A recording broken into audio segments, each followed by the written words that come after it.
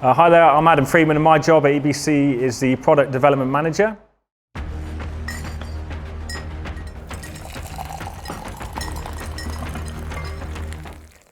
So I've been working at EBC for 7 years now. Basically what I do here is a lot of the new products launched under the EBC Brakes Racing sub-brand. So the Apollo calipers, the two-piece discs, some of the new racing pad materials like RP1 and RPX. They're all things that me and my team have been working on over the last 7 years.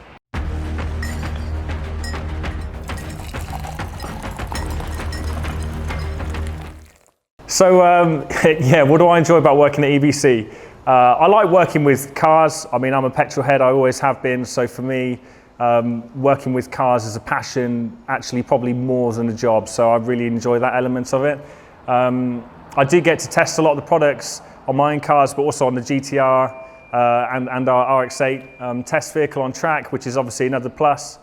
And to be honest, I just like the kind of intricate aspect of dealing with brakes, because there's a lot of misconceptions around braking. It's quite a simple principle. You know, we're just rubbing two things together and turning one form of energy into another. But actually, how far we've taken that, I'm talking about all kind of braking companies really in the last sort of 50 years, is actually quite impressive.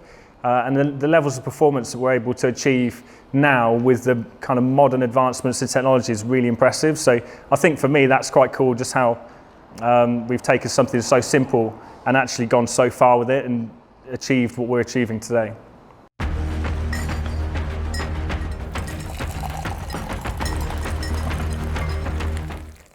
Yes, so my car history then. So I started off, my first car was a Ford Fiesta Zetec S, a Mark 6. I wanted the ST, but couldn't stretch to the 2 litre on insurance. So I had the 1.6, so it wasn't particularly quick, but the chassis was quite nice. It was quite a good car. I actually wrote that car off 2 weeks after I passed my test, just like every 18-year-old does. And was pretty embarrassed and actually pretty upset. But actually, when I look back at it, it was kind of for the best, because I bought the car back off the insurers and then I repaired it myself. And that's really what kind of got me into the mechanics of cars and working on them, and actually kind of perked my interest. And really that was when I always enjoyed driving, but actually having to rebuild that crashed car kind of helped me to learn a lot about cars, but also got me really interested in it. In that car I also put in the back two 12-inch Bravox SPL subwoofers. They'd previously been used for like competing in subwoofer SPL drag races, they call them. So I think they're capable of putting out about 146 SPL, which is like 3 meters away from a jet plane or something ridiculous. So I had two of those in the back of my Fiesta. I actually blew one of the back windows out through the pressure in the car, which was quite fun. I used to be able to set off car alarms, so yeah, just probably a bit of a yob back in my early days, but it was all a lot of good fun. So I had that Fiesta for a few years, and then I moved on to this car actually, my Ford Focus RS Mark II. I never drove this, I literally just went and looked at it. This chap, he wouldn't let me drive it because he could see that I was probably about 23 at the time, so he was thinking this guy's a bit young to be driving my RS. So I bought it without ever having a test drive, and I remember driving it home. I remember there was a tractor, I pulled out to accelerate around him, I put my foot down and the thing torque steered and shot up the road like nothing I'd ever experienced before, having just come from a car with about 100 bhp to something with 300. And I remember thinking, God, this thing's an absolute beast, what have I done? But I think like any car, you know, you get used to it over time, you get used to the speed and how it behaves. So naturally now my RS has been pretty heavily tuned. It's got a Mount Tune MR375 engine tune on it. I've had that tune on there for about 5 years now, and it's absolutely incredible. Just how linear the power delivery is. The actual peaks in torque and power are just so high. The car's got loads and loads of power, but it's very drivable. So a lot of people would say 375 horsepower, 550 newton meters of torque through the front wheels. God, it's going to be an animal, but it's actually really not. It's quite fun. Don't get me wrong, you can get a bit of slip, especially if it's wet, but it's a good engine tune. Recently I put some KW Variant 3 coilovers on it. So I think kind of the theme with my mods is I always try and do stuff that improves the way the car drives. I mean, I love driving my cars and I love driving them very quick. So the coilovers on my RS, that's the first time I've ever fitted coilovers to any car. And the Variant 3 KWs, I can't recommend them highly enough. It's absolutely fantastic. The way the car drives, the turning, just the ultimate levels of grip, even in the wet, it's absolutely transformed the car. And I think the suspension together with the EBC, I've got the EBC 4-pot big brake kit on the front with the 355mm disc, and the suspension together with the braking, the handling on the Mark II RS now is phenomenal.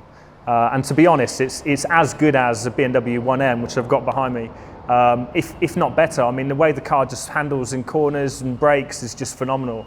And the feeling and the feedback you get through all that is also great. So my Mark II is now my daily. I don't really drive it in the snow just because that would be silly. But I drive it in the wet quite a lot. I drive it hard in the wet, and it's a brilliant car for that. And then when the weather gets a bit better, I tend to drive this BMW. This was a treat to myself last year. I bought it about a year ago. Always just like looking at them, the 1M, just such a cool car. Always thought one day I'd love to own one. I was looking on piston heads, as any car enthusiast does, and basically saw one, and it looked, in great condition, had the right history, 2 owners, so, it was a really clean car, been kept inside.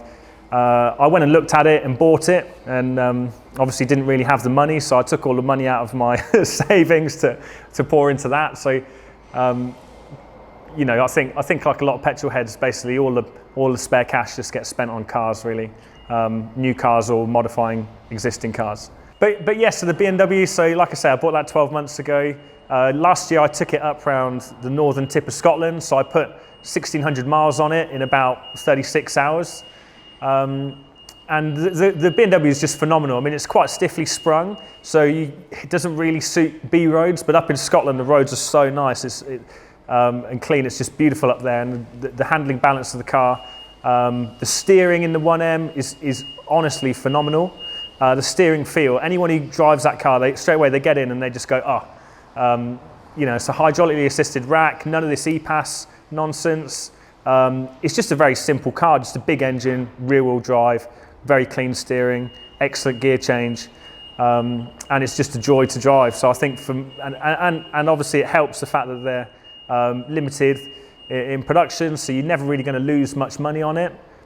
So you got the privilege of driving that lovely car, and actually it's costing you probably not very much at all. So yeah, I mean the GTR, obviously this is not my personal car. This is a company car. I've seen worse company cars, so it's not a bad one. We take this on track quite a bit. We've used it a lot to develop on some of the new EBC racing materials, such as the 2-piece discs and the RP1 and RPX pads.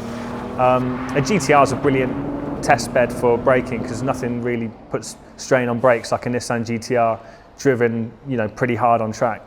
So yeah, it's a cool car. I like it.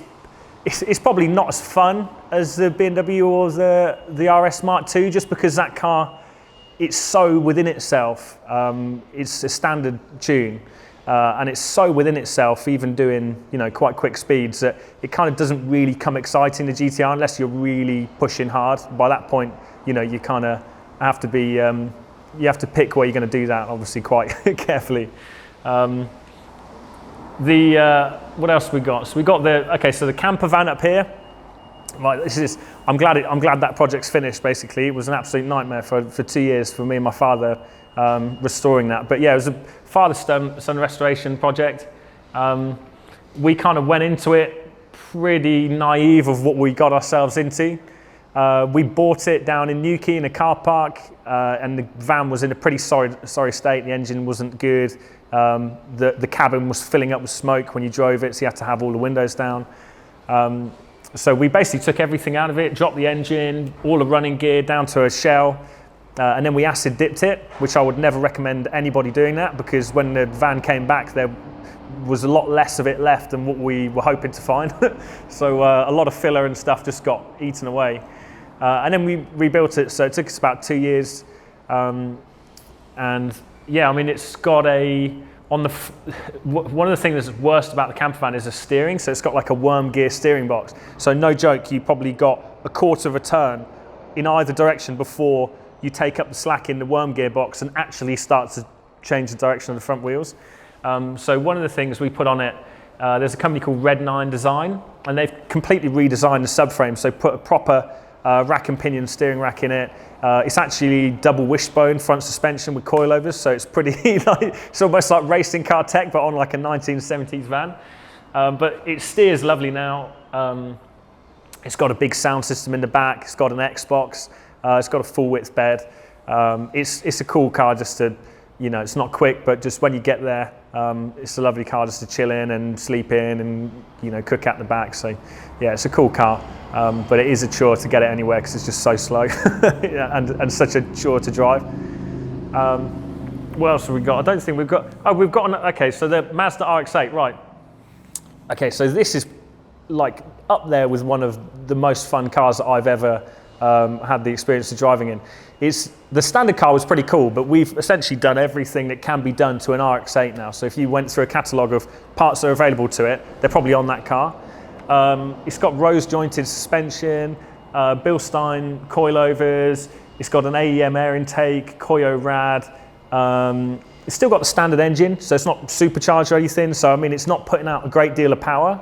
And obviously barely any torque. So those things have got no torque. So you never really get oversteer coming out the corner on track. You really just have to chuck it in and carry your momentum. So you absolutely send it into corners. But with the rose jointed suspension and the coilovers and the track widening that's on that car, it's just so phenomenal in the corners. Literally, you can chuck it into a corner, I would say, more than someone chucks in a Lotus Elise, or more than someone, some proper race cars. Like, it probably will keep up with the Caterham in terms of the entry to the corner. So people always, literally, they come up to me in the pits after they've seen it do a couple of laps, and they're like, what have you done to it? Like, how's it going around the corner that quick? It's just running some semi-slick tyres and suspension. So I think a lot of people overlook the RX8 because of the engine, and I mean, I'd say we've never had a problem with it. The only thing you've got to keep doing is, you take it on track, it's going to use at least a litre of oil. So you just got to watch the oil, but otherwise, it's actually quite a nice engine. It's tiny in the engine bay there. And it's got a cage in and everything, so fully tracked out, fully safe. It's a great vehicle for EBC Brakes because it's pretty representative of the kind of weight and power figures that quite a few of our customers using on track. So it's kind of a bit heavier than an MX-5, but then a bit more powerful as well. So it's pretty similar sort of loading brake-wise to an MX-5 or any of these kind of sports cars, or indeed hot hatches at kind of 1,200 kilos, 200 bhp. It's the same sort of weight and power. So it's actually quite a good comparison. But and then yes, I guess my other car, which is not here today, just because you probably don't want to see it, is just a 2004 Volkswagen Passat. Because I think anyone who owns a nice car will know the feeling of always worrying about where you leave it. I can't leave the 1M in town. If I left it in town, I'd come back, it probably wouldn't be there. So it's kind of nice to have a car that you can leave somewhere overnight, put the long journey miles on it. So I would never drive any of these, the 1M or the RS on a big motorway drive. And that Passat, it's literally worth nothing. If I was to sell it, I'd be lucky to get 500 quid. So therefore, you've got no worries. You can leave it anywhere, put the miles on it. It doesn't matter. It's incredibly reliable. It's literally it just keeps going. Done 160,000 miles. It just keeps going. Very fuel efficient. Sits at motorway speeds very comfortably. So yeah, I mean, I love that car. And when you've had sort of this level of performance and the car was always kind of goading you on and you feel like you want to try and push it, it's nice to hop back into something and actually just kind of go with the flow, not race around and just, not have to concentrate too much, just kind of chill. But yeah, that's my car history. So I hope that was interesting. Yeah, I just think quite a few cool cars. I just think really just focusing on how they drive, which is the main thing really for me. How they look is also cool, but really it's just how the thing is to drive. Yeah, so that's me, Adam. These are my cars. I hope you enjoyed me talking about them a bit, and I didn't bore you guys too much. But I think we've got some more shows coming with other people with their cars at EBC. We're a pretty petrol head bunch, really. When you look at around our car park, there's quite a few people about who clearly have an interest in either cars or motorcycles. So we'll try and get some more of those guys on. But thanks for listening to me, and yeah, keep following EBC.